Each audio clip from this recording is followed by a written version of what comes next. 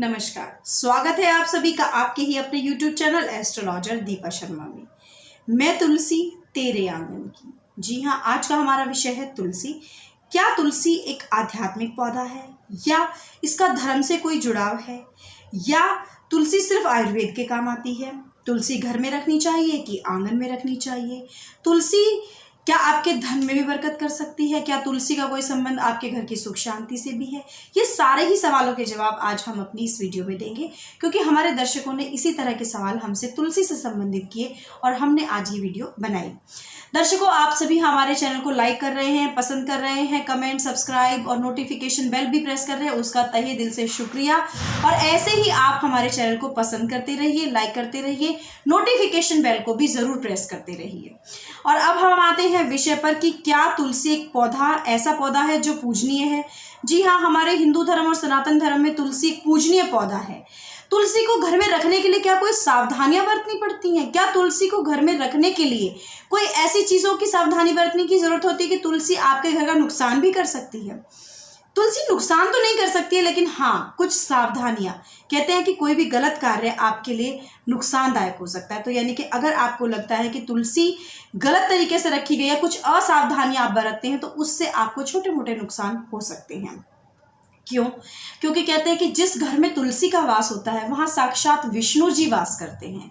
तुलसी वृंदा थी, और वृंदा जो थी, उनके जो पति थे वो राक्षस थे। उनको ये वरदान था कि उनकी जो पत्नी जो है वो बहुत ही सती नारी है, और उनके सतीत्व की वजह से उसके पति की आयु लंबी रहेगी। यानी कि उस राक्षस को कोई मार नहीं पाएगा, क्योंकि उसकी जो पत्नी है वो सतीत्व धर्म का पालन करती है। ऐसा एक कहानी कही जाती है।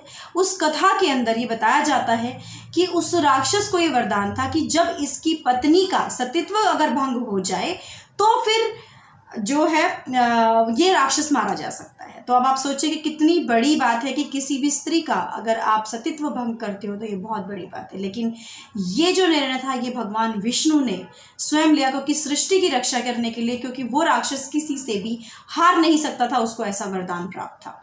तो ऐसी स्थिति में भगवान विष्णु ने ये जिम्मा लिया कि ये पाप मैं कमाऊंगा। तो उन्होंने क्या किया कि उन्होंने वृंदा के सतीत्व को भंग किया, और उसकी वजह से फिर वृंदा यहाँ पर दूषित होने की वजह से उन्होंने कहा कि हे प्रभु, आपने ये जो मेरे साथ जिस तरह का कार्य किया ये बहुत गलत किया।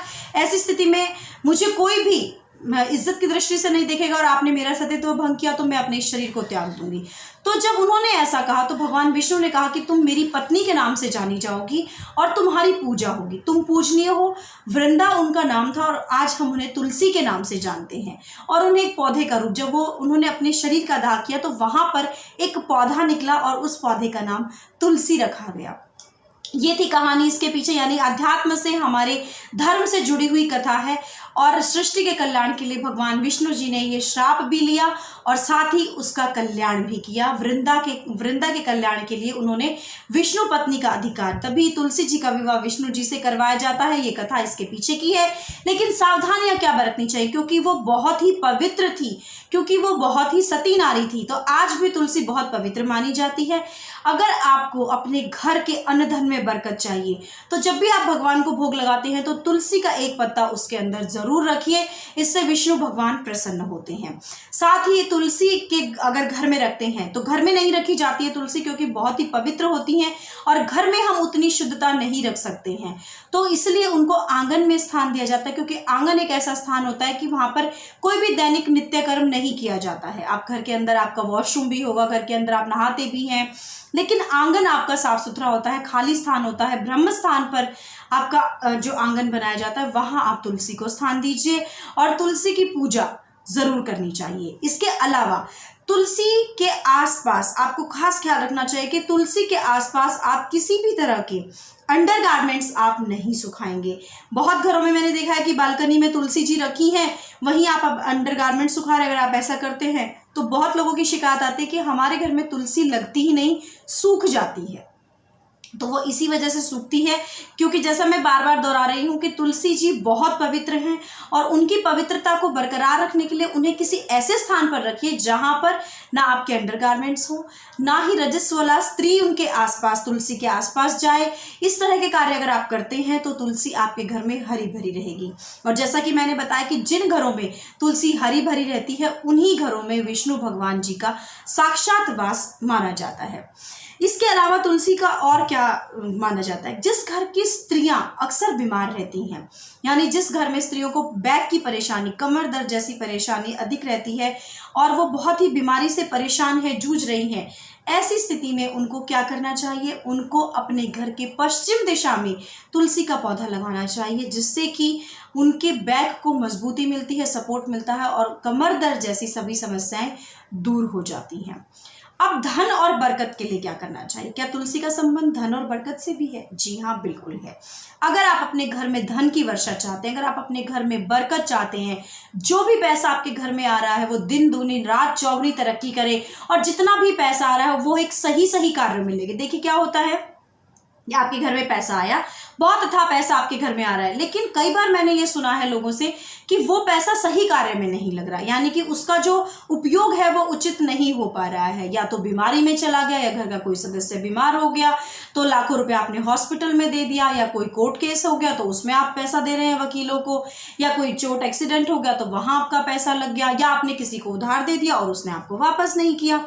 ये होती है घर के धन की बरकत ना होना, यानी आपके घर में जो पैसा आया उसके में कोई बरकत ही नहीं हुई, वो पैसा ऐसे ही इधर उधर हो गया, वेस्ट हो गया, यानी कि उसको आप यूटिलाइज नहीं कर पाए, उसको आप सही से उपयोग नहीं कर पाए। अगर ऐसा हो रहा है तो आपको एक नियम बना लेना है कि आपको तुलसी के पौधे में शाम के समय एक दिया रोज जलाना है नियमित रूप से, यानी उस पौधे के पास आपको रोशनी करनी है, उसकी जड़ के पास चला सकते हैं, और यानी कि जहाँ पर भी तुलसी आपने गमले में लगाई है, मिट्टी में लगाई है, आंगन में लगाई है, जहाँ पे भी लगाई है वहाँ पर आपको एक रोज दिया रात को लगाना चाहिए। इससे भी आपके घर में धन में बरकत होती है।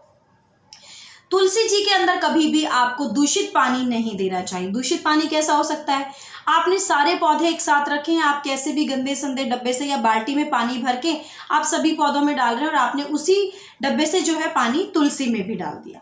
ऐसा कभी ना करें दोस्तों, आपको बहुत ध्यान रखना चाहिए। मैं बार बार बोल रही हूँ कि तुलसी बहुत पवित्र, बहुत पूजनीय है, इसलिए आपको क्या करना चाहिए कि आप साफ जल लें, साफ बर्तन में लें और तुलसी जी में डालें।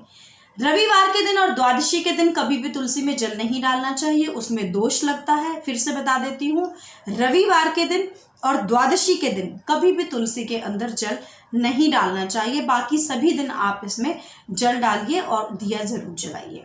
इसके अलावा बहुत सारे ऐसे आयुर्वेदिक उपाय हैं। ऐसा एक और मान्यता हिंदू धर्म की है जो मैं आपको बताना चाहूंगी, सनातन धर्म की है, कि कहा जाता है कि जो व्यक्ति रोज तुलसी पत्र लेता है, आप उसको पूजा करने के बाद एक तुलसी पत्र अगर जल से निकलते हैं उसको दांतों के नीचे कभी नहीं दबाना चाहिए, चबाना नहीं चाहिए। आप पत्ता रखिए और उसको पानी से निकल लीजिए।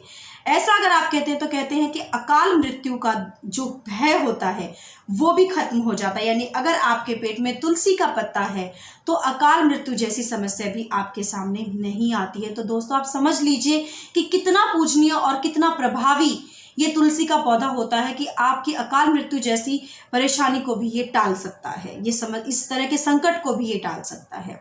ऐसा कहा जाता है कि जिन बच्चों की मेमोरी कमजोर होती है उनको थोड़ा सा शहद में तुलसी का रस मिलाकर देने से उनकी जो ये शक्ति होती है, याद करने की जो शक्ति होती है, स्मरण शक्ति जो होती है, वो तीव्र हो जाती है।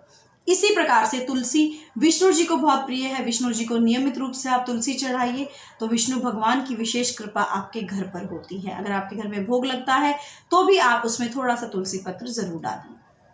तुलसी से संबंधित ऐसी और बहुत सी जानकारियां हैं कि तुलसी घर में रखने से और क्या क्या लाभ हो सकते हैं, लेकिन माफ़ी चाहूँगी समय का अभाव होने की वजह से मैं सिर्फ इतनी ही बात बता पाऊंगी आपको।